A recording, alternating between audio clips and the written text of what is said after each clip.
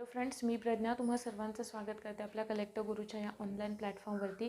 आजचं आपलं हे 27वं लेक्चर आहे. 27th लेक्चर आहे आजचं आपलं, की ज्याच्यामध्ये आपण प्लांट क्लासिफिकेशनचा एंटायर जो पार्ट आहे तो आज आपण एका लेक्चरमध्ये कवर करून घेणार आहोत. ठीक आहे. याच्यामध्ये फार जास्त प्लांट्सचं क्लासिफिकेशन खूप जास्त नाही आहे. फक्त तुम्हाला तिथे लक्षात ठेवताना काही मुद्दे आहेत आणि ते मुद्दे आपल्याला ॲज इट इज लक्षात ठेवणं गरजेचं असतं. ठीक आहे. कारण हा सगळा पाठांतराचा भाग आहे. याच्यामध्ये अजून काही असं आपल्याला वेगळं सांगावं लागेल किंवा काही असं नाही आहे. कठीण आहे ते म्हणजे फक्त एक्झाम्पल्स लक्षात ठेवणं. ठीक आहे. सो मग ती एक्झाम्पल्स आपल्या लक्षात राहिले तर मग आपल्याला ते इझी जातं थोडंसं. आणि पुढचा जो ॲनिमल्सवाला जो पार्ट आहे तोही थोडासा इंटरेस्टिंग आहे. त्यामध्ये काही फार कठीण नाही आहे. तो आपण जसा कवर होईल तसा घेऊयात. आजच्या लेक्चरमध्ये आपण प्लांट क्लासिफिकेशन एंटायर कवर करणार आहोत. तर आपण बघतोय सुरुवातीला सगळ्यात आधी जेव्हा आपण प्लांटचं 5 किंगडम क्लासिफिकेशन बघितलेलं होतं.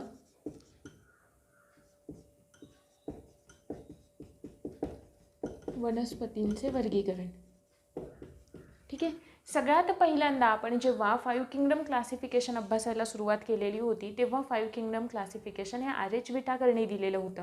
त्याच्यामध्ये आपण मोनेरा किंगडम पाहिली, त्यानंतर प्रोटिस्टा पाहिले आणि नंतर फंजाय पाहिले.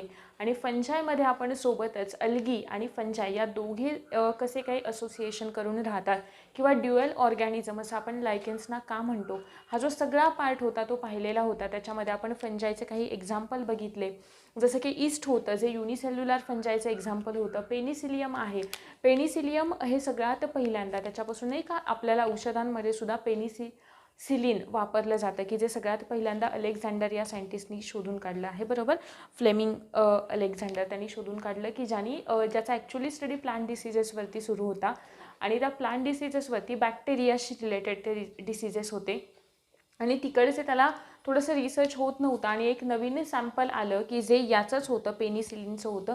आणि त्यांनी ते अभ्यासायला सुरुवात केल्यानंतर त्यांनी त्याला ज्या मीडियममध्ये ठेवलेलं होतं त्यांनी एक एन्झाईम सिक्रेट केलेलं होतं किंवा जे काही एक फ्लुइड त्यांनी सिक्रेट केलं आणि तेच त्यांनी ऑलरेडी ज्याचा त्याच्यावरती रिसर्च चालू होता ना ते त्याला मारण्यावरती हेल्पफुल ठरलं.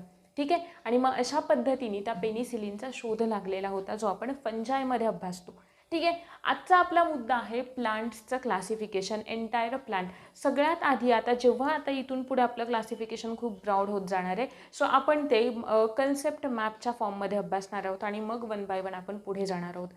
क्लासिफिकेशन सगळ्यात आधी दिलं आपल्याला कार्ल लिनियस या सायंटिस्टनी, पण 1883ला एचर या सायंटिस्टनी त्याच्यामध्ये थोडीशी सुधारणा केली एचरनी आणि त्यांनी सांगितलं की याच्यामध्ये अजून 2 किंगडम ज्या आहेत त्या तुम्ही ॲड करायला हव्यात, अजून 2 क्लास तुम्ही ॲड करायला हवेत.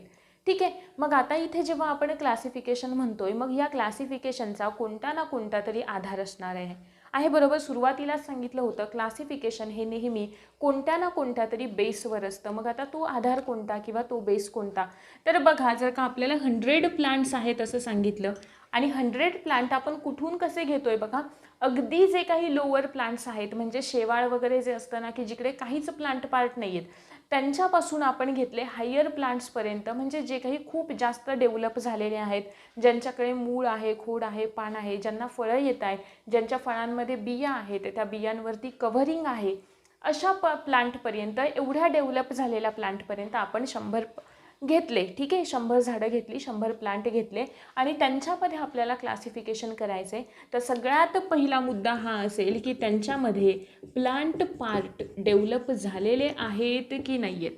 हा पहिला मुद्दा, म्हणजे त्यांना अवयव आहेत की नाही आहेत. ठीक आहे. अवयव त्यांना आहेत. मग पुढचा मुद्दा येतो त्यांच्याकडे एक पाण्याचं म्हणा किंवा अन्नाचं म्हणा त्यांचं वहन करून नेण्यासाठी एक स्पेसिफिक अशी ऊती संस्था आहे का. त्यांच्याकडे स्पेसिफिक अशी एक ऊती संस्था आहे का. ठीक आहे. आणि मग आता हे झालं, मग त्यांच्याकडे जर काही ऊती संस्था आहे तर आपण त्यांना म्हणणार व्हॅस्क्युलार आणि जर का नाही आहे तर आपण त्यांना म्हणणार एव्हॅस्क्युलार म्हणजेच असंवहनी. एव्हॅस्क्युलार बरोबर आहे. संवहनी आणि असंवहनी. मग हे झालं. मग त्याच्यानंतर पुढे ठीक आहे यांच्याकडे प्लांट पार्ट आहेत व त्यांच्याकडे व्हॅस्क्युलर सिस्टीम पण आहे, स्पेसिफिक अशी ऊती संस्था आहे. त्याच्या पुढे गेल्यानंतर मुद्दा हा आला की त्यांना बिया येतात की नाही येत. ठीक आहे, म्हणजे इथंपर्यंतचं क्लासिफिकेशन आपल्याला कोणी दिलेलं होतं, कार्ल लिनियसनी दिलेलं होतं. पण याच्या पुढे जाऊन नेचर असं म्हणाला की अजून 2 याच्यामध्ये ॲड करायला हव्या. तो कोणत्या, की ज्यांना बिया येतात ते आणि ज्यांना बिया येत नाहीत अशा. मग ज्यांच्यामध्ये बिया येतात त्यांना आपण म्हणतो काय, फेनोरोगॅम्स असं म्हणतो, आणि ज्यांच्याकडे येत नाही तर त्यांना आपण क्रिप्टोगॅम्स असं म्हणतो. ठीक आहे, म्हणजेच अबीजपत्री आणि बीजपत्री. मग हे झाले काही आधार की ज्या आधारांवरती आपल्याला प्लांटचं क्लासिफिकेशन दिलं गेलं आणि त्यांना आपण क्लासिफाय केलं काही गटांमध्ये, आणि तो कन्सेप्ट मॅप आपल्याला पाहायचा आहे. तो आपण पाहूयात 1 बाय 1, आणि त्याच्यानंतर आपण एका पाठोपाठ एक असं ते क्लासिफिकेशन पाहणार आहोत. आपण बघतोय आपण पाहतोय किंगडम प्लांटी. ठीक आहे, आपण यांना ब्रॉडली 2 ग्रुप्समध्ये क्लासिफाय केलं. सगळ्यात पहिला ग्रुप आहे क्रिप्टोगॅम्स किंवा क्रिप्टोगॅमी, म्हणजेच अबीजपत्री. अबीजपत्री म्हणजेच यांना आपण सीडलेस असं म्हणतो, की यांच्याकडे बिया येत नाहीत. त्यानंतर दुसऱ्या येतात क्रिप्टोगॅम्स आणि फेनेरोगॅमी, म्हणजेच यांना आपण म्हणतो बीजपत्री. ठीक आहे, किंवा यांना आपण म्हणतो सीड बियरिंग, इथंपर्यंत क्लिअर आहे. क्रिप्टोगॅम्स, फेनेरोगॅम्स आहे. ठीक, आता हे जे अबीजपत्री आहेत त्या अबीजपत्रींना त्यांच्यामध्ये प्लांट पार्ट डेव्हलप झालेले आहेत किंवा नाही आहेत या आधारावरती आपण त्यांना पुन्हा 3 ग्रुप्समध्ये क्लासिफाय करतो. पण त्याच्या आधी मुद्दा कोणता येतो की त्यांच्याकडे उती संस्था आहे की नाही आहे. कशासाठी, वॅस्क्युलर सिस्टीम आहे की अवॅस्क्युलर आहेत ते, म्हणजेच पाण्याचं आणि अन्नाचं वहन करून नेण्यासाठी त्यांच्याकडे एक सिस्टीम डेव्हलप झाली आहे की नाही झाली. मग ज्यांच्याकडे झाली आहे त्यांना आपण म्हणालो वॅस्क्युलर,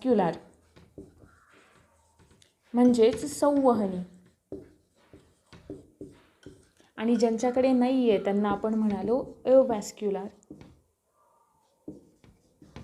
म्हणजेच असंवहनी.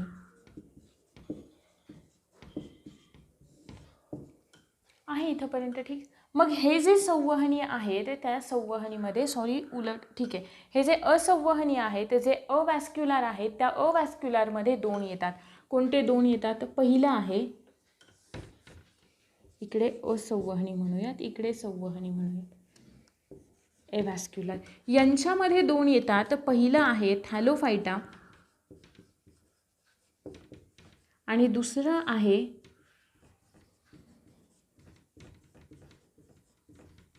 ब्रायोफायटा. थॅलोफायटा, ब्रायोफायटा आणि वॅस्क्युलरमध्ये एकच सिंगल येतो, तो म्हणजे टेरिडोफायटा.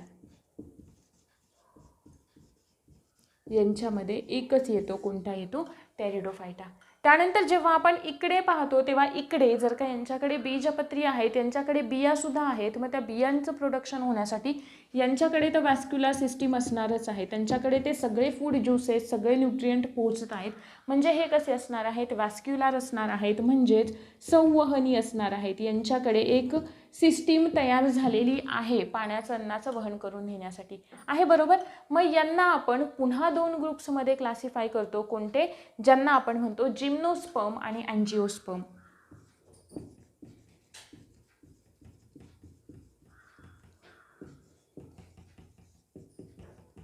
जिम्नोस्पर्म आणि अँजिओस्पर्म, म्हणजेच यांच्याकडे त्या बियांवरती कव्हरिंग आहे किंवा नाही आहे, आणि इकडे अँजिओस्पर्म म्हणजे ज्यांच्याकडे बियांवरती कव्हरिंग आहे. या आधारावरती आपण त्यांना काय करतो, क्लासिफाय करतो. मग हे जे अँजिओस्पर्म आहेत त्या अँजिओस्पर्मला आपण पुन्हा 2 ग्रुप्समध्ये क्लासिफाय करतो. कोणत्या 2 ग्रुप्समध्ये, पहिला येतो मोनोकॉट आणि दुसरा आहे डायकॉट. हे झालं, एवढंच आहे आपलं प्लांट्सचं क्लासिफिकेशन. फक्त याच्यामधले आपल्याला ना थोडेसे एक्झाम्पल्स आपण जे लक्षात ठेवतो ते एक्झाम्पल्स लक्षात ठेवताना आपल्याला थोडंसं कठीण जातं. बघा, आपण क्लासिफाय केलं 1883ला एचरनी जी सुधारणा सांगितली त्यानुसार हे सगळं एंटायर क्लासिफिकेशन अशा पद्धतीचं आपल्याला मिळालं की ज्याच्यामध्ये आपण प्लांट्सना क्रिप्टोगॅम्स आणि फेनेरोगॅम्स या 2 गटांमध्ये क्लासिफाय केलं. क्रिप्टोगॅम्सला आपण पुन्हा 2 ग्रुप्समध्ये क्लासिफाय केलं, ज्याला आपण म्हटलं अवॅस्क्युलर आणि दुसरं म्हटलं वॅस्क्युलर. त्याच्या पुढे आपण गेलो आणि अवॅस्क्युलरला आपण क्लासिफाय केलं थॅलोफायटा आणि ब्रायोफायटामध्ये, आणि इकडे वॅस्क्युलरमध्ये आपण म्हटलं टेरिडोफायटा. आहे ठीक. इकडे पुढे आहे फेनेरोगॅम्स, ज्यांना आपण बीजपत्री असं म्हणालो. बीजपत्री हे सगळे कसे असतात? वॅस्क्युलर असतात. पण त्यांच्यामध्ये पुन्हा आपण 2 प्रकार पाहिले, जिम्नोस्पर्म आणि अँजिओस्पर्म. आणि अँजिओस्पर्ममध्ये पुन्हा मोनोकॉट आणि डायकॉट म्हणजेच एक बीजपत्री आणि द्विबीजपत्री. हे झालं असं आपलं प्लांट्सचं क्लासिफिकेशन. आणि याचं प्रत्येकाच्या 1 बाय 1 आपल्याला काय अभ्यासायचं? कॅरेक्टर्स अभ्यासायचे. ठीक आहे, सुरुवात करूया. तर सगळ्यात पहिलं जे आहे तिथून कोणतं आहे सगळ्यात पहिलं? आता मला सांगा, बीजपत्री म्हणजे काही सांगायची गरज आहे का? की ज्यांच्याकडे ज्या सीडलेस आहेत, अबीजपत्री, ज्यांच्याकडे सीड्स डेव्हलप झालेल्या नाही आहेत. वॅस्क्युलर तर सांगितलंय, अवॅस्क्युलर, वॅस्क्युलर ज्यांच्याकडे एक नेटवर्क डेव्हलप झालेलं आहे अन्नाचं पाण्याचं वहन करून नेण्यासाठी, त्यांना आपण म्हणतोय संवहनी. ज्यांच्याकडे झालेलं नाही आहे त्यांना आपण म्हणतोय असंवहनी. ठीक आहे, त्यातला सगळ्यात पहिला जो ग्रुप आहे तो आपल्याला अभ्यासायचा आहे, ज्याला आपण म्हणतोय थॅलोफायटा. थॅलोफायटावरती यावर्षी सुद्धा एक प्रश्न विचारलेला होता.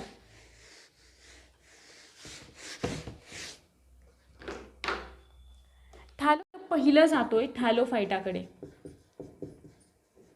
ठीक आहे, आता थॅलोफायटाचा अर्थ काय होतो?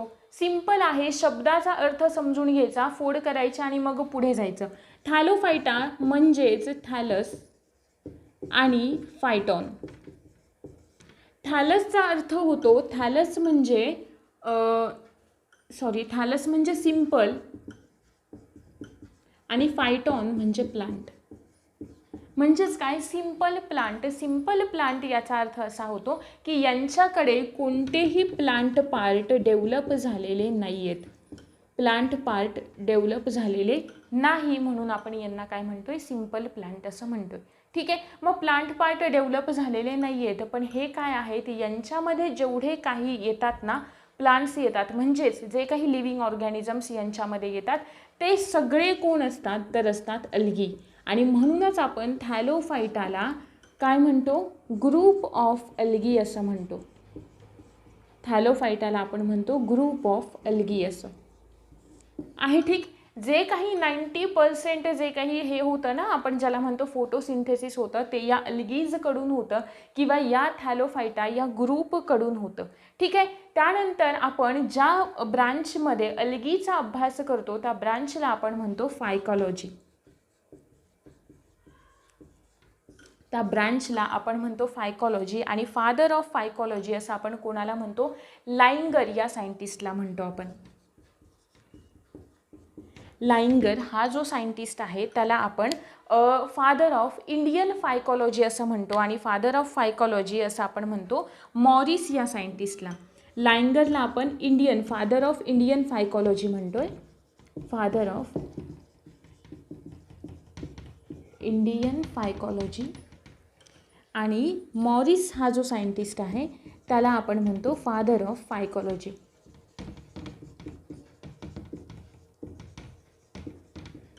म्हणजे शैवालांचा जनक. आणि भारतीय जे काही ब्रांच आहे स्टडी करणारी फायकॉलॉजी, तिचा जनक असं कोणाला म्हटलं जातं? लाइंगरला. आणि एंटायरवाला कोणाला म्हटलं जातं? मॉरिसला म्हटलं जातं. ठीक आहे, मग हे तर झालं कोणाचं? थॅलोफाइट्सचं. मग थॅलोफाइट्सना एक्सप्लेन करताना आपण एक्सप्लेन कसं करणार? वरून खाली यायचं. सगळ्यात वरती काय होतं? अबीजपत्री, म्हणजे ज्यांना आपण क्रिप्टोगॅम्स असं म्हणालो. तिथून आपण खाली आलो, आपण त्यांना म्हणालो अवॅस्क्युलर, की ज्यांच्याकडे कोणतीही अन्नाचं पाण्याचं वहन करून नेण्यासाठी एक उती संस्था, एक सिस्टीम डेव्हलप झालेली नाही आहे. पुन्हा खाली आलो, आपण त्यांना म्हटलं त्यांच्याकडे ते कसे आहेत? सिंपल प्लांट्स आहेत, म्हणजेच त्यांच्याकडे कोणतेही प्लांट पार्ट डेव्हलप झालेले नाही आहेत. पुन्हा अजून खाली आलो, मग कोणतेच प्लांट पार्ट नाही आहेत. मग हे सगळे कोण आहेत? अल्गी आहेत. PYQ आहे हा. ग्रुप ऑफ अल्गी असं कोणाला म्हणतात? कोणाला म्हणतात तर थॅलोफाईट्सना म्हणतात ग्रुप ऑफ अल्गी असं. अजून थोडे आपण पुढे आलो, फायकोलॉजी असं आपण कोणाला म्हणतो, अल्गीचा अभ्यास करणारी जी शाखा आहे, शैवालांचा अभ्यास करणारी जी शाखा आहे त्याला आपण फायकोलॉजी असं म्हणतो. फादर ऑफ फायकोलॉजी आपण मॉरिसला म्हणतो आणि फादर ऑफ इंडियन फायकोलॉजी आपण म्हणतो लाइंगर या सायंटिस्टला. ठीक आहे, त्याच्या पुढे जाऊया. तर फायकोलॉजी आहे, अल्गी आहे. आपल्या सगळ्यांना शैवाल माहिती आहे कसं असतं, ते ऑटोट्रॉपिक असतं. कसं असतं? ऑटोट्रॉपिक, म्हणजे त्यांच्याकडे क्लोरोफिल पिगमेंट असतं आहे, बरोबर. मग जर त्यांच्याकडे क्लोरोफिल पिगमेंट आहे तर ते काय तयार करणार आहेत? स्वतःचं अन्न स्वतः तयार करणार आहेत, म्हणून आपण त्यांना म्हणतो ऑटोट्रॉपिक. ठीक आहे, मग यांच्यामध्ये कोणत्या प्रकारचं क्लोरोफिल पिगमेंट असतं? कारण आपण बघतो की जनरली आपण ग्रीन अल्गी बघतो आहे ना, बरोबर. पण जर का आपण खोल जर का डिस्कवरीला वगैरे जर का आपण समुद्राच्या नाही का तळाचे जर का चित्र पाहिले तर आपल्याला तिकडे वेगवेगळ्या कलर्समध्ये त्या दिसतात वनस्पती आहे, बरोबर. त्या कोणामुळे असतात? तर त्यांच्यामध्ये असलेलं जे कलरिंग पिगमेंट असतं, जे क्लोरोफिल पिगमेंट असतं, त्याच्यावरती तो कलर त्यांचा डिपेंड करत असतो. ठीक आहे, मग त्याच पिगमेंटमध्ये म्हणजेच थोडक्यात अल्गीमध्ये कोणतं क्लोरोफिल पिगमेंट आहे, या पिगमेंटनुसार आपण अल्गीला 3 ग्रुप्समध्ये क्लासिफाय करतो. आणि ते 3 ग्रुप्स, त्यातला पहिला आहे क्लोरोफायसी, दुसरा आहे फिओफायसी आणि तिसरा आहे आपला रोडोफायसी. क्लोरोफायसीला आपण ग्रीन अल्गी असं सुद्धा म्हणतो, ग्रीन अल्गी, हिरवे शैवाल. फिओफायसीला आपण ब्राऊन अल्गी असं म्हणतो, ब्राऊन अल्गी. आणि रोडोफायसीला आपण रेड अल्गी असं म्हणतो, रेड अल्गी. आता लक्षात आलं असेल तुमच्या, green algae, brown algae, red algae. ठीक आहे, आता इथे ग्रीन अल्गी आहे म्हणजे यांच्याकडे क्लोरोफिल पिगमेंट कोणतं असेल? यांच्याकडे क्लोरोफिल पिगमेंट असतं क्लोरोफिल. हे क्लोरोफिल कोणते कोणते असतात? ए असतं, बी असतं, सी, डी, ई आहे, बरोबर. पण मला सांगा, एकाच वेळी एकाच प्लांटमध्ये एकाच अल्गीमध्ये सगळेच्या सगळे क्लोरोफिल प्रेझेंट असतील का? ऑब्व्हियसली नाही. का? कारण ते फक्त पेअर्समध्ये प्रेझेंट असतात, 2-2च्या पेअर्समध्ये प्रेझेंट असतात, एकाच वेळी सगळे प्रेझेंट नसतात. जसं की पहिलं आहे, इथे कोणतं क्लोरोफिल असतं? Chlorophyll A.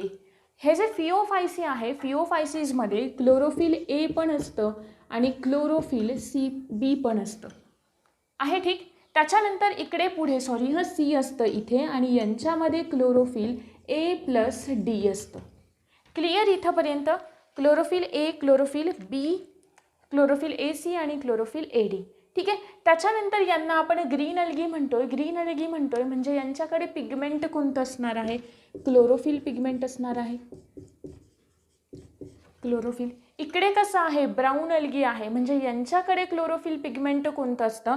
यांच्याकडे असतं फ्युकोझांथिन नावाचं पिगमेंट असतं, फ्युकोझांथिन, की जो त्यांना ब्राऊन कलर देण्याचं काम करतो, फ्युकोझांथिन. ठीक आहे, इकडे रेड अल्गीमध्ये कोणतं पिगमेंट असतं? रेड अल्गीमध्ये फायकोइरिथ्रिन नावाचं पिगमेंट असतं, फायकोइरिथ्रिन. 3 मुद्दे क्लिअर झाले का? की यांना आपण green algae, brown algae, red algae, chlorophyll a, chlorophyll a c आणि क्लोरोफिल ए डी. पुढे आलो आपण, यांच्याकडे फक्त क्लोरोफिल आहे, कलरिंग पिगमेंट यांच्याकडे फ्युकोझांथिन आहे, यांच्याकडे आहे फायकोइरिथ्रिन आहे, बरोबर. आता अजून पुढे आपण गेलो की फूड स्टोरेज कोणत्या फॉर्ममध्ये होतं? जे क्लोरोफायसी आहे, क्लोरोफायसीमध्ये फूड स्टोरेज होतं स्टार्चच्या फॉर्ममध्ये. कोणत्या फॉर्ममध्ये होतं? स्टार्चच्या फॉर्ममध्ये. आपण अजून थोडे पुढे गेलो आणि फिओफायसी ही नावं इंग्लिशमध्येच अशीच लक्षात ठेवा हां, कारण सगळीकडे अशीच दिलेली आहेत. फिओफायसीमध्ये फूड स्टोरेज कोणत्या स्वरूपात होतं? तिकडे फूड स्टोरेज होतं मॅनिटॉल आणि लॅमिनरिन, मॅनिटॉल आणि लॅमिनरिन या 2 स्वरूपात होतं. आणि रोडोफायसीमध्ये फूड स्टोरेज हे फ्लोरिडेन स्टार्चच्या स्वरूपात होतं. कोणत्या स्वरूपात होतं? फ्लोरिडेन स्टार्चच्या फॉर्ममध्ये आहे. इथंपर्यंत क्लिअर? हे तर 3-4 मुद्दे झाले आपले, पहिला, दुसरा, तिसरा, चौथा. फूड स्टोरेज कोणत्या फॉर्ममध्ये होतं. आता अजून एक राहिलं महत्त्वाचं, हे जे क्लोरोफायसी आहेत ना, त्या क्लोरोफायसीजना आपण वनस्पतींचे पूर्वज असं म्हणतो. क्लोरोफायसीजना आपण म्हणतो वनस्पतींचे पूर्वज. क्लिअर आहे इथंपर्यंत. आता बघायचे आहेत आपल्याला एक्झाम्पल की क्लोरोफायसीचे एक्झाम्पल कोणते. सगळ्यात पहिलं एक्झाम्पल आहे क्लोरोफायसीचं ॲसिटाबुलारिया.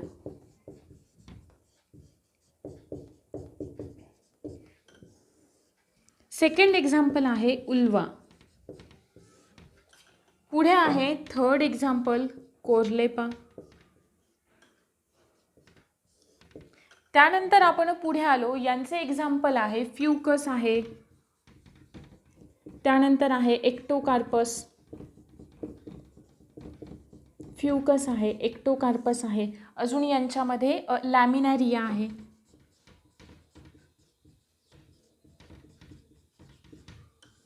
आणि त्यानंतर रोडोफायसीचे एक्झाम्पल कॉन्ड्रस आहे, जेलिडियम आहे. इकडचे सोपे आहेत थोडे. कॉन्ड्रस,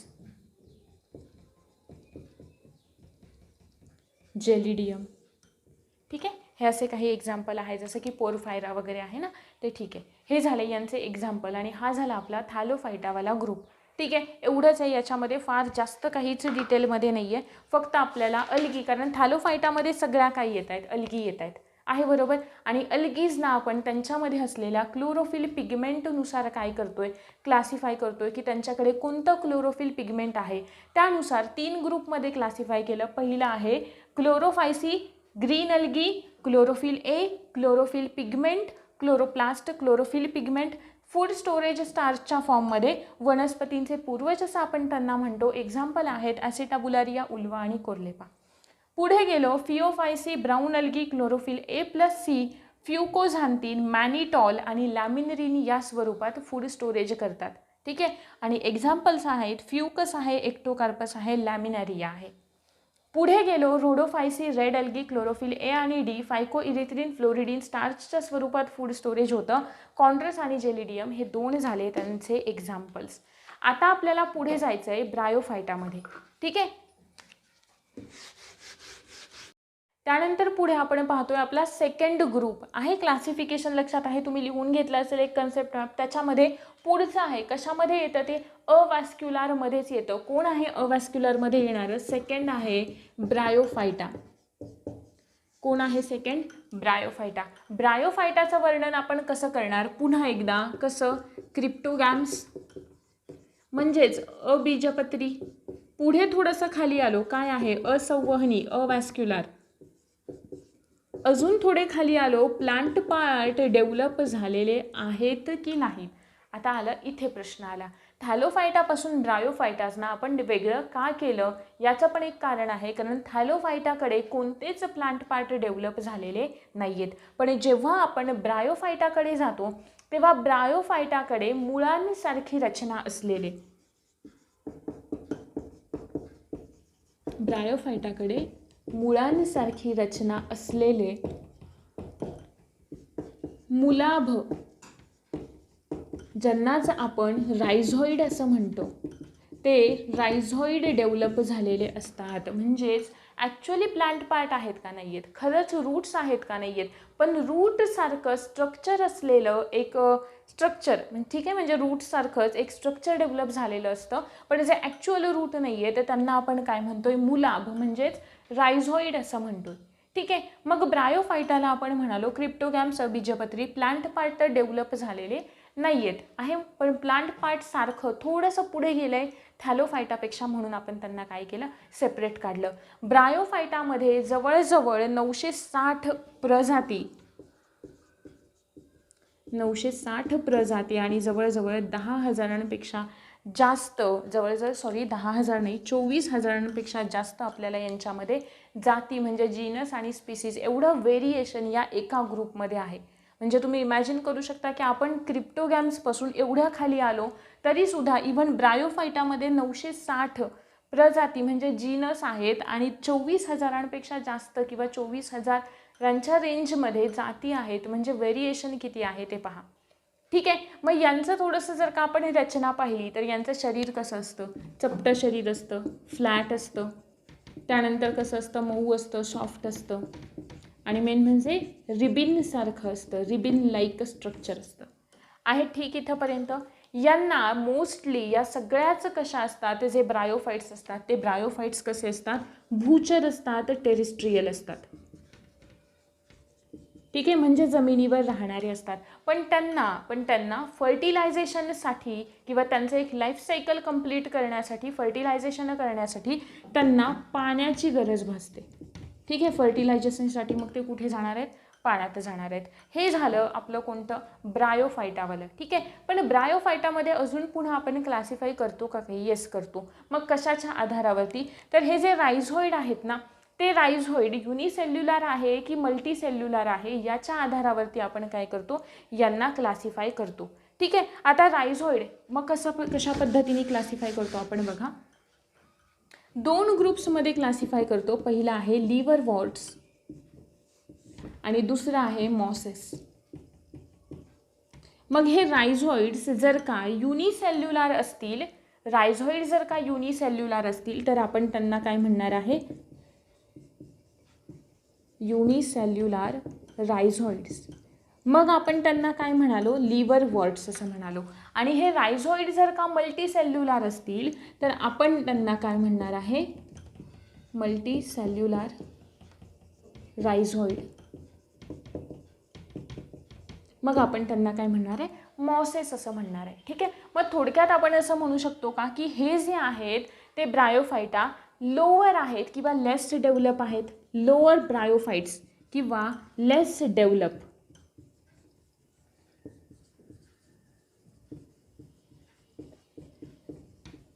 लोअर ब्रायोफाइट्स किंवा लेस डेव्हलप. आणि हे जे आहेत ते कसे असणार आहेत, थोडेसे highly develop as compared to हे वाले, म्हणजे लिव्हरवॉर्ट्सच्या कंपॅरिझनमध्ये थोडेसे जास्त डेव्हलप झालेले कोणते असतात, हे असतात ज्यांना आपण मॉसेस असं म्हणतो. आता मॉसेसचा आपल्याला बऱ्याच प्रमाणात यूज होतो. जसं की जर का एअर लेअरिंग पाहिलेलं असेल तुम्ही, असेक्शुअल मेथड आहे ही कशाची, प्लांट जे आपण नाही का हे करतो, ग्राफ्टिंग वगैरे टाईपच असतं, फक्त ते वेगळं असतं. ग्राफ्टिंगमध्ये आपण एका प्लांटचं रूट आणि दुसऱ्या प्लांटचं म्हणजे सायन रूट स्टॉक अशा पद्धतीने आपण ते करत असतो. आणि एअर लेअरिंगमध्ये काय करतात, तेच प्लांट आहे समजा, ठीक आहे, मग त्याचंच काय करायचं, एखादी फांदी आहे ती फांदी तिथेच कट करायची, त्याच्यावरती ती दुसरी फांदी लावायची आणि काय करायचं, त्याच्यावरती तो स्पॅग्नम मॉस आपण ज्याला म्हणतो. ठीक आहे, कारण त्याच्याकडे पुरेसं काय असतं, मॉइश्चर धरून ठेवण्याची कपॅसिटी त्यांच्याकडे चांगली असते. ठीक आहे, मग हे काही ट्रान्सपोर्टिंगमध्ये म्हणजे आपल्याला कशाचं तरी ट्रान्सपोर्ट करायचं आहे, तिकडे सुद्धा या मॉसेसचा काय होतो, यूज होतो. ठीक आहे, हे झालं लिव्हरवॉर्ट्स आणि मॉसेस. अजून ना हॉर्नवॉर्ट्स असं पण एक असतं बघा, हॉर्नवॉर्ट्स. हॉर्न म्हणजे काय, शिंग. मग हॉर्नसारखं एक स्ट्रक्चर आलेलं असतं ज्या ब्रायोफाइट्सवरती, त्यांना आपण काय म्हणणार आहे, हॉर्नवॉर्ट्स असं म्हणणार आहे. मग इकडे लिव्हरवॉर्ट्सचे एक्झाम्पल कोणते आहेत, तर लिव्हरवॉर्ट्सचे एक्झाम्पल आहे रिक्सिया, त्यानंतर आहे मर्केन्शिया, रिक्सिया आहे, मर्केन्शिया आहे. आणि इकडे मॉसेसमध्ये कोणता आहे, फ्युनारिया एक आहे आणि पॉलीट्रायकस. फ्युनारिया आणि दुसरा आहे पॉलीट्रायकस. क्लिअर इथंपर्यंत ब्रायोफाइट क्लिअर झालं. ठीक आहे, ब्रायोफाइटला आपण काय म्हणणार आहे, ब्रायोफाइटला आपण काय म्हणतोय की जे थॅलोफाइटापेक्षा थोडेसे जास्त डेव्हलप झालेले आहेत. ठीक आहे, की ज्यांच्याकडे 960 काय आहेत, प्रजाती आहेत, 24,000 जाती आहेत, म्हणजे व्हेरिएशन काय आहे, खूप आहे. ठीक आहे, अजून आपण त्यांना काय म्हटलं, क्रिप्टोगॅम्स, असंवहनी मुळांसारखी रचना असलेले मुलाभ ज्यांना आपण रायझोइड असं म्हणतो, ते त्यांच्याकडे डेव्हलप झालेले असतात. आणि हे रायझोइड जर का युनिसेल्युलर असतील तर त्या ब्रायोफाइट्सना आपण लिव्हरवॉर्ट्स असं म्हणतो. आणि जर का हे रायझोइड मल्टीसेल्युलर असतील तर आपण त्यांना मॉसेस असं म्हणतो, की ज्याचा आपल्याला खूप वेगवेगळ्या ठिकाणी यूज होतो आहे. ठीक, लिव्हरवॉर्ट्सचे एक्झाम्पल सांगितले, रिक्सिया आहे, मर्केन्शिया आहे. पुढे जाऊन मॉसेसचे एक्झाम्पल सांगितले, फ्युनारिया आहे आणि पॉलीट्रायकस आहे. ठीक आहे, त्याच्या पुढचा आपला पार्ट आहे तो म्हणजे टेरिडोफाइट्स.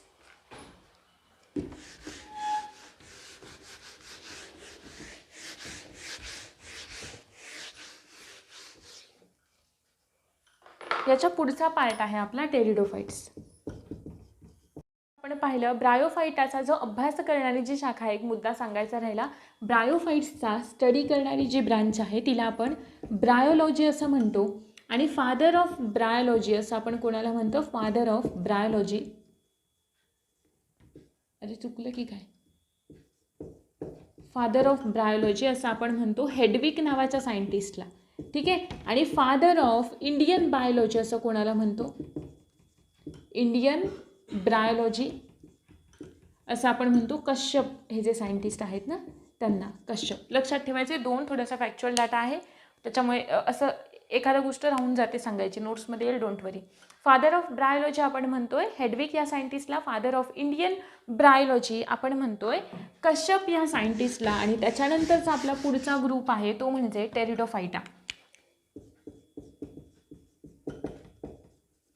टेरिडोफाइटा सगळ्यात पहिले वेल डेव्हलप्ड झालेले जे प्लांट होते पृथ्वीवरचे ते म्हणजे कोण आहेत, हे टेरिडोफाइटा, की जिकडे आपण सगळे नेचे वगैरे ज्या वनस्पती आहेत ना त्या पाहतो. ब्रायोफायटाचं अजून जर का काहीच आठवलं नाही ना तर सगळ्यात बेस्ट एक्झाम्पल कोणतं आठवायचं, की नाही का विहिरीच्या वगैरे कडेला वाढणारे जे असतात ना त्यांना आपण काय म्हणतो, ब्रायोफाइटा असं म्हणतो. असं लक्षात ठेवायचं की जे मॉइस्ट प्लेसेसवरती वाढतात.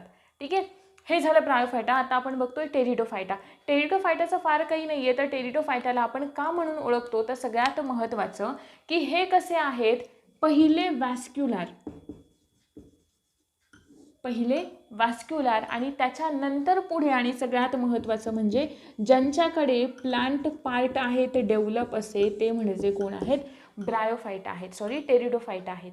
ठीक आहे. मग टेरिडोफाइटाला आपण पुन्हा कोणत्या ग्रुप्समध्ये क्लासिफाय करतो का, किंवा टेरिडोफाइटामध्ये अजून आपल्याला सांगण्यासारखं काय आहे, तर हे सगळीकडे वाढू शकतात. म्हणजे कुठेही वाढतात, पाणी असू दे किंवा अजून काहीही कोणत्याही प्रकारचं वातावरण असू दे ते काय होऊ शकतात, वाढू शकतात. तर त्याच्यानंतर हे झाले पहिले वॅस्क्युलार म्हणजे संवहनी प्लांट पार्ट असलेले, की ज्यांच्याकडे रूट्स असतील, लिव्ज असतील, सगळ्या प्रकारचे प्लांट पार्ट असतील, म्हणजेच त्यांच्या ते वॅस्क्युलर सुद्धा असणार आहेत, त्यांच्याकडे ऊती संस्था पण असेल.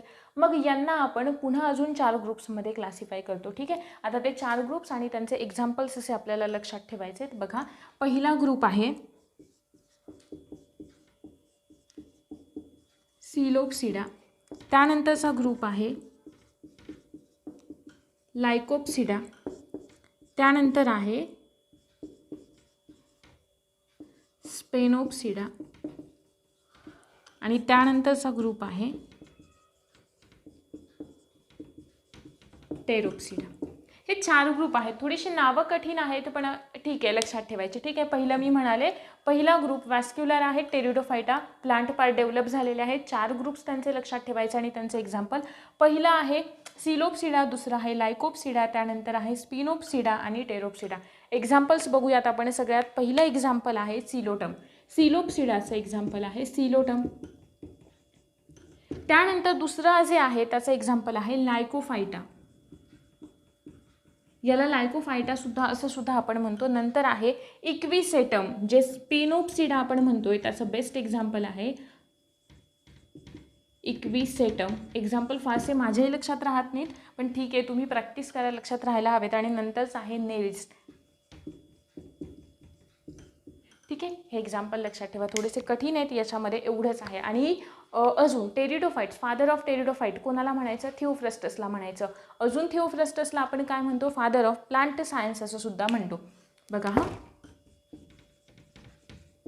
थिओफ्रस्टस, हा असाच डाटा आहे सगळा, इकडे नाही. थोडं इंटरेस्टिंग केव्हा वाटतं, जेव्हा सिस्टीममध्ये डायजेस्टिव्ह सिस्टीमला पाहिलेलं असेल तुम्ही. ठीक आहे ना. मग इकडे थोडंसं हे असं सगळाच डाटा पाठांतराचा येतो सो मग त्याच्यामुळे कसं आहे थोडंसं बोरिंग वाटतात सगळेच लेक्चर. हे झालं आपलं टेरिडोफाइटा. याच्यामध्ये अजून जास्त काहीच नाही. पहिला एक्सप्लेन करण्यासारखा होता थॅलोफाइटा. थॅलोफाइटा ग्रुप ऑफ अल्गी आहे, बरोबर. नंतर अल्गीचा अभ्यास करणारी शाखा फायकॉलॉजी बघितली आपण. फायकॉलॉजीचे फादर ऑफ फायकॉलॉजी बघितले, फादर ऑफ इंडियन फायकॉलॉजी बघितले. त्यानंतर आपण ब्रायोफाइटा बघितलं आहे, बरोबर. ब्रायोफाइटा थॅलोफाइटामध्ये पुन्हा 4 ग्रुप्स बघितले, ते सगळं क्लासिफिकेशन. आणि हे झालं टेरिडोफाइटा. ठीक आहे. आता याच्यानंतर आपला दुसरा ग्रुप आहे आणि तो दुसरा ग्रुप म्हणजे कोणता येतो, जिम्नोस्पर्म येतो. ठीक आहे. आपला आता दुसरा ग्रुप सुरू झाला आहे. आपण जो इकडेवाला ग्रुप बघितला होता, कन्सेप्ट मॅप काढा एकदा पहा.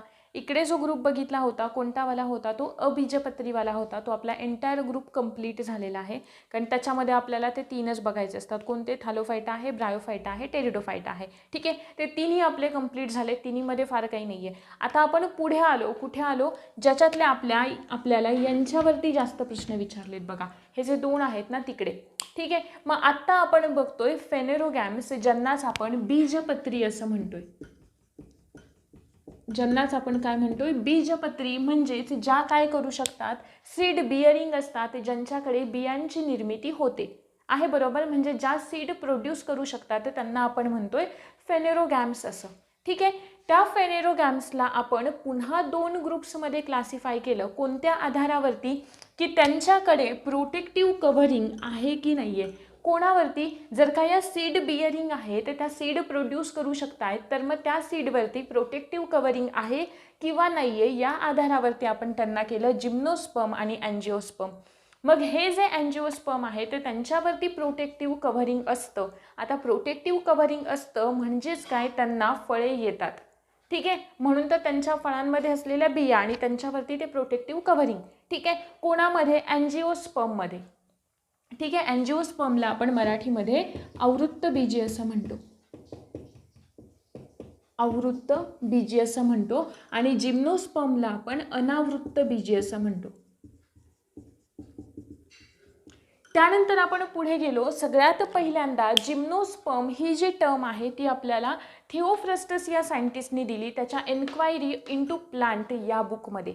ठीक आहे. जर का आपण जिम्नोस्पर्मच्या स्पीसीज पाहिल्या एंटायर वर्ल्डमध्ये किंवा पूर्ण जगामध्ये, या जिम्नोस्पर्मच्या स्पीसीज किती आहेत, 70 जीनस आहेत. ठीक आहे. म्हणजे प्रजाती किती आहेत, 70, आणि जाती किती आहेत, 725. त्याच्यामधल्या 16 प्रजाती किंवा 16 जीनस इंडियामध्ये आहेत आणि 53 जाती या कुठे आहेत, इंडियामध्ये आहेत यांच्यापैकी. ठीक आहे. त्याच्यानंतर आपण पुढे गेलो. मी असं म्हणाले यांच्याकडे प्रोटेक्टिव्ह कव्हरिंग नसतं.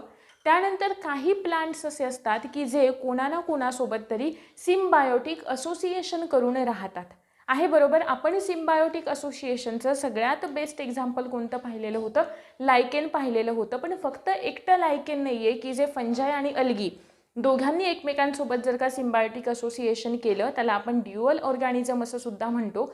मग ते झालं लायकेन. पण असे काही प्लांट्स आहेत की जे सायनोबॅक्टेरिया सोबत सुद्धा सिम्बायोटिक असोसिएशन करतायत, की जे जिम्नोस्पर्म आहे आणि ते प्लांट कोणतं आहे, सायकस आहे. ठीक आहे. त्यानंतर पायनस नावाचं जे जिम्नोस्पर्म आहे ते फंजाई सोबत सिम्बायोटिक असोसिएशनमध्ये राहतं. ठीक आहे. लक्षात ठेवायचं, फक्त लायकेन नाही आहे पण सायकस सुद्धा आहे की जे सायनोबॅक्टेरिया सोबत करतं. सायनोबॅक्टेरिया म्हणजे ब्ल्यू ग्रीन अल्गी. सायनोबॅक्टेरिया म्हणजे ब्ल्यू ग्रीन अल्गी, ज्यांनाच आपण नीलहरित शैवाल असं म्हणतो. ठीक आहे. नीलहरित शैवाल.